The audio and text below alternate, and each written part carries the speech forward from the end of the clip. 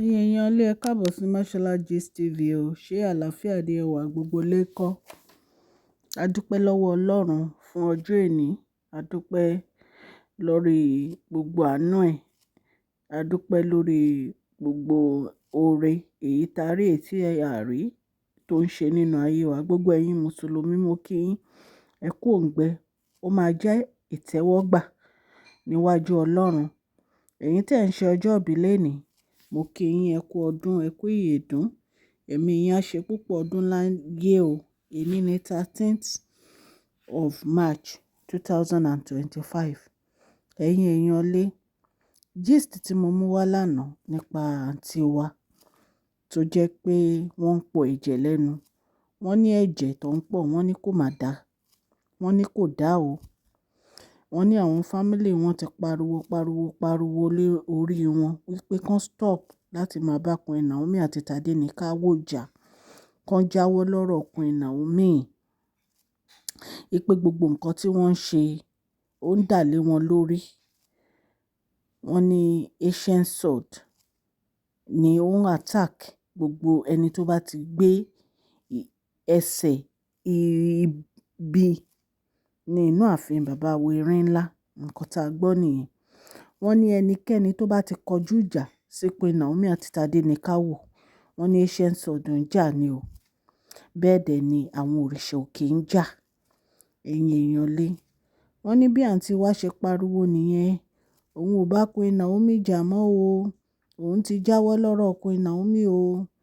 Òun ò ní nǹkan kan tó ń fẹ́ ṣe kí wọ́n dáríjì o. Torí wọ́n ní wọ́n ti rí nǹkan tó ń ṣẹlẹ̀ pé ẹ̀jẹ̀ tó ń pọ̀ yẹn ó ní láti jẹ́ pé ó lọ ṣe nǹkan kan ló fi ń po ẹ̀jẹ̀. Ẹ̀yin èèyàn ilé, wọ́n ní bó ṣe lọ ra àgbò méjì nìyẹn. Òun àtàwọn fámílì ẹ̀ tán kó wá fún bàbá Wẹ̀rìn ńlá tán wá bẹ kábíyèsí. Wọ́n ní kábíyèsí béèrè lọ́wọ́ wọn pé kí ni wọ́n lọ ra àgbò fún, kí ni wọ́n fẹ́ fi àgbò ṣe. Wọ́n láǹtí wa ń bẹ̀bẹ̀ pé kí bàbá Wẹ̀rìn ńlá kan dáríjì wò ó. Òun yọ owó, òun yẹsẹ̀ òun. Òun ò ní jẹ́ kí èèyàn kankan lò against Queen Naomi mọ́. Òun ò ní jẹ́ kí èèyàn kankan ní kó máa bá Queen Naomi jà. Òun ò ní jẹ́ kí èèyàn kankan sọ nǹkan kan fún un nípa Queen Naomi. Wọ́n ní bàbá Wẹ̀rìn ńlá ni ó dá àgbò tó wá rà wá yìí, kí ni káwọn fi ṣe? Kí ni káwọn fi àgbò méjì tó rà wá yìí ṣe? Wọ́n láǹtí wa ń bẹ̀bẹ̀ ní o pé kí bàbá Wẹ̀rìn ńlá kan dáríjì òun. Òun yọ owó, òun yẹsẹ̀ nínú ayé Queen Naomi. Ẹ̀yin èèyàn ilé, àwọn ẹni ibi tọ́lọ̀ máa kọjú ìjà sí èmi àti yín tó jẹ́ pé wọ́n máa bá wa jà lábẹ́nú, tó máa lára wa, Ọlọ́run á máa kọjú ìjà sí wọn ni o. Ẹ̀yin èèyàn ilé, tí ò bá ṣe pé Ọlọ́run wà pẹ̀lú Queen Naomi, nǹkan tá a bá máa ń sọ yìí, òun kọ́ là bá máa sọ.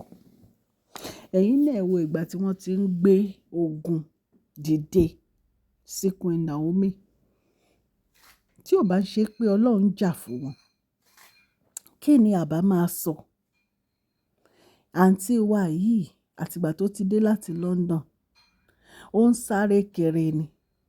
Ẹ̀yin náà wo ìgbà tó gbé ètùtù lọ sí odò. Tó gbé òtùtù lọ sí odò tán ní odò tán rẹ̀dì tó ń gbọ́n tó ń gbóná.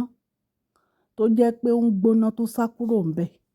Irú ẹbọ àti ètùtù wo la mọ̀ tán gbé lọ? Kí ló dé tó jẹ́ pé àǹtí wo ò fi rẹ̀ lọ́kàn balẹ̀? Wọ́n ní bàbá Wẹ̀rìn láti béèrè lọ́wọ́ ẹ̀ so many times.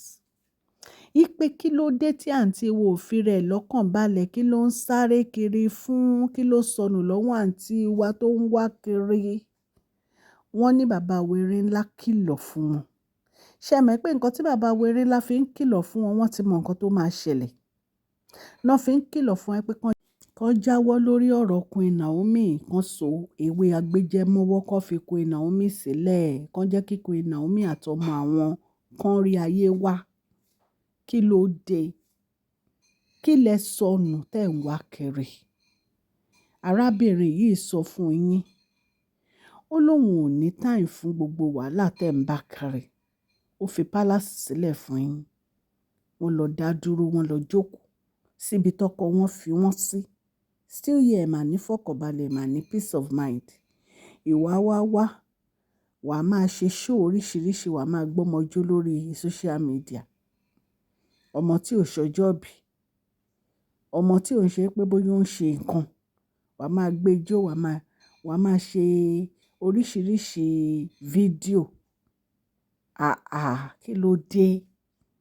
Ìwọ náà ló máa káwọn èèyàn wá nú palace wá ní kí wọ́n máa kọrin òwe. Kí ló dé?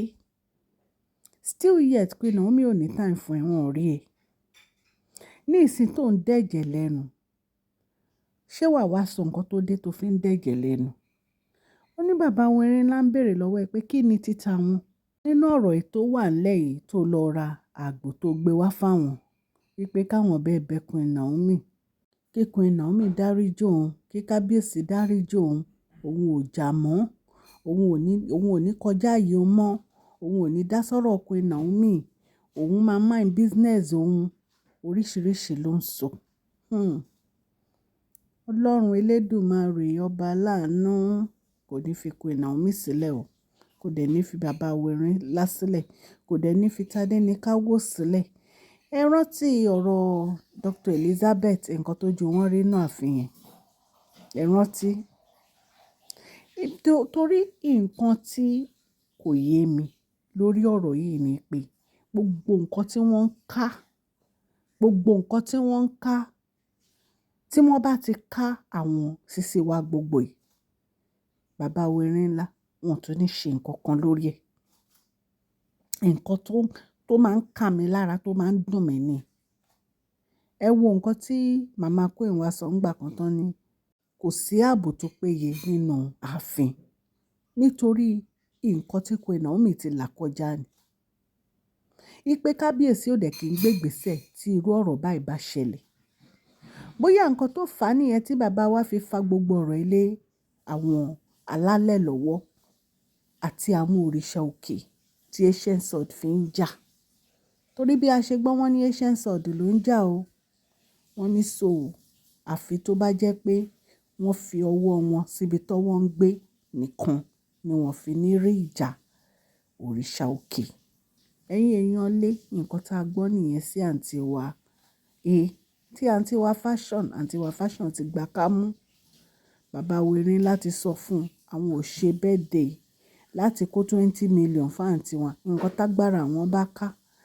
Àwọn láwọn tó máa ṣe inú ààfin àwọn torí àwọn event planner gbogbo wọn ló wà nínú ààfin kábíyèsí. Wọ́n á plan ẹ̀. Àwọn ọmọ á ṣe ọjọ́ ìbí wọn torí wọ́n ní ó ti ń múra láti ṣe ọjọ́ ìbí àwọn ọmọ ẹ̀.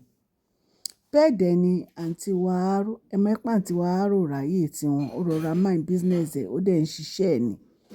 Kò ṣe wàhálà, kò fa wàhálà nínú ààfin bàbá Wẹ̀rin ńlá. Ẹ̀yin èèyàn lé. Ẹ̀rù Ancient Sword ó ń ba gbogbo wọn o. Even àwọn elders bàbá wa ti já wọn wọ́n ni pé tí wọ́n bá jókòó ara wọn jẹ́ nǹkan tó ju wọn bá rí kan faramọ́. Ẹ̀yin èèyàn lé kò jẹ́ bó ṣe jẹ́ gbogbo àwọn nǹkan tá a gbọ́ nì tán ni ó ṣẹlẹ̀ nínú ààfin bàbá Wẹ̀rin ńlá. Mo dúpẹ́ lọ́wọ́ gbogbo etí tó ń gbọ́ mi. Mo fẹ́ pe orúkọ fún prize giveaway lénìí kí gbogbo yín kẹ́ máa gbáradì. Ọlọ́run Elédùmarè ọba aláàánú á ṣàánú fún gbogbo wa o. At Udamo at Fèyíṣayọ̀ Olúgbàdéhàn at Abisoye Okunbanjo QU7WR at Grace Adeleke 55 at Jemilatogunsanya at Idowu Alabi -Asama at Omowoli at Ruth Openiyi at Mary Ogunkunade -2560 at Adejoke Alao -R9R at Julia Okunola at Yetunde -D2C at Chris John -VLCIV at Funmi Abioye 4786 at Grace Omowumi -4838 at Omotunrayo Ogun Oladele Omotunrayo Oladele -06L at Ebiere Sarah at Elizabeth Olufunwa 9798 at Alàgbà Fatima. Gbogbo ẹ̀yin tí mo pè yìí òun ni a mú fún prize giveaway. Ẹ̀yin èèyàn lé ẹ jọ̀ọ́ ẹ send account number yín sí masholagistv@gmail.com. Mo máa post gbogbo ẹ̀ sí orí gist tèmi. Ẹ wo abẹ́ gist ẹ máa rí orúkọ yín. Ẹ jọ̀ọ́ ẹ tètè send account number yín tó bá ti di April 14 àní fún èèyàn àní gba account number kankan wọlé mọ́. By April 15 ẹ dẹ̀ máa rí prize giveaway yín. Mo dúpẹ́ lọ́wọ́ gbogbo etí tó gbọ́ mi o. Mashola lórúkọ mi kò yí padà. À ń sọ̀rọ̀ nípa celebrity gist, royal gist, politics àti gbogbo nǹkan tó ń ṣẹlẹ̀ ní agbègbè orílẹ̀-èdè bàbá wa ní ilẹ̀ Nàìjíríà. Tẹ́ bá ti subscribe, tẹ notification bell yín so that tá bá ti post any gist ẹ máa rí. Òkè òkè ni ọlá yín á máa lọ, ọlá yín ò ní lọ ìsàlẹ̀. Ẹ má gbàgbé kẹ́ fún fídíò yìí ní thumbs up o. Ní agbára Ọlọ́run gbogbo ẹ̀yin mùsùlùmí tẹ́ ń gbààwẹ̀, Ọlọ́run á gbọ́ àdúrà gbogbo wa o. Nínú àníyàn tá a bá ń dà, ẹ jẹ́ ká rántí gbogbo àwọn tí ò ní ká ṣàánú fún wọn. Ọlọ́run á ṣàánú fún gbogbo wa náà o. Àní gbà lásán o. Please share this video, like and subscribe. God bless you all. Mashola Gist TV, love you all.